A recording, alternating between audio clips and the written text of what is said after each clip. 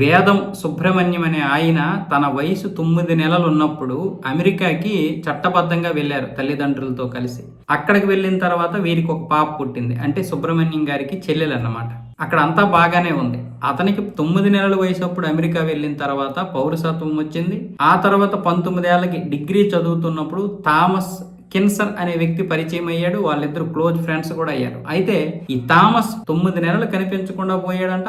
ఆ తర్వాత ఏమొచ్చేసి ఒక దగ్గర శవమై కనిపించాడు. అప్పుడు అమెరికా పోలీసులు ఈ సుబ్రహ్మణ్యం గారే చివరగా అతన్ని కలిశాడు కాబట్టి ఇతనే చేసి ఉంటాడని వేదం సుబ్రహ్మణ్యం గారిని అరెస్ట్ చేసి విచారిస్తే వాళ్ళకి ఎటువంటి ఆధారం దొరకకపోయినా అమెరికా చట్టాల ప్రకారం చివరిసారిగా ఇతడే కలిశాడు కాబట్టి ఇతడే చంపి ఉంటాడని 43 సంవత్సరాలు యావజ్జీవ కారాగార శిక్ష వేశారు. సరే, ఆయన చివరికి అక్కడ చదువుకొని డిగ్రీలు పూర్తి చేసి మాస్టర్ డిగ్రీ పూర్తి చేసి అక్కడ ఉన్నటువంటి ఖైదీలకి చదువు చెప్పి ఇన్ని మంచి పనులు చేశాడు కాబట్టి అక్కడ ఒక స్వచ్ఛంద సంస్థ ఈయన్ని బయటికి తీసుకురావడానికి సహాయం చేసింది. చివరికి ఇప్పుడైతే ఆయన బయటికి రావడం జరిగింది. చేయని నేరానికి 43 సంవత్సరాల శిక్ష అనుభవిస్తే మళ్ళీ ఇప్పుడు ఆయన్ని మరొక శిక్ష వెంటాడింది. ఆయన అరెస్ట్ అవ్వడానికి ముందు, అంటే హత్య కేసులో అరెస్ట్ అవ్వడానికి ముందే మాదక ద్రవ్యాలు సరఫరా చేస్తుండనే విషయం మీద ఇతనికి కేసు నమోదైందట ఇతని మీద.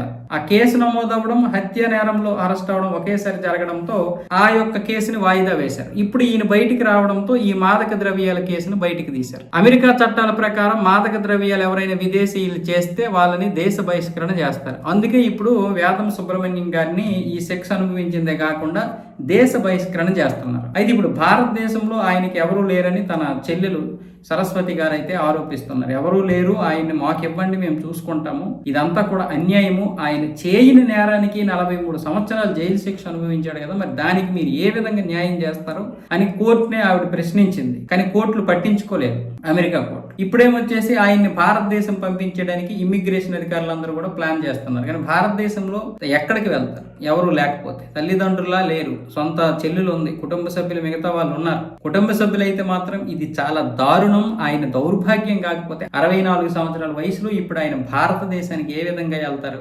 కనీసం ఆయన 20 ఏళ్ళప్పుడు 30 ఏళ్ళప్పుడు భారతదేశం నుండి వస్తే కనీసం ఆ యొక్క గుర్తులైనా ఉంటాయి, ఆ విధంగానైనా భారతదేశంలో బ్రతుకుతారు. కానీ 9 నెలల వయసులోనే అమెరికా వచ్చేసి ఇక్కడ అమెరికాలో అలవాటు పడ్డారు, అది కూడా జైల్లో ఉండిపోయారు. ఇప్పుడైనా ఆయనకి విముక్తి కలిగించకపోతే ఎలాగని కుటుంబ సభ్యులైతే పాపం కోర్టుల చుట్టూ పోలీసుల చుట్టూ తిరుగుతూ ఉన్నారు.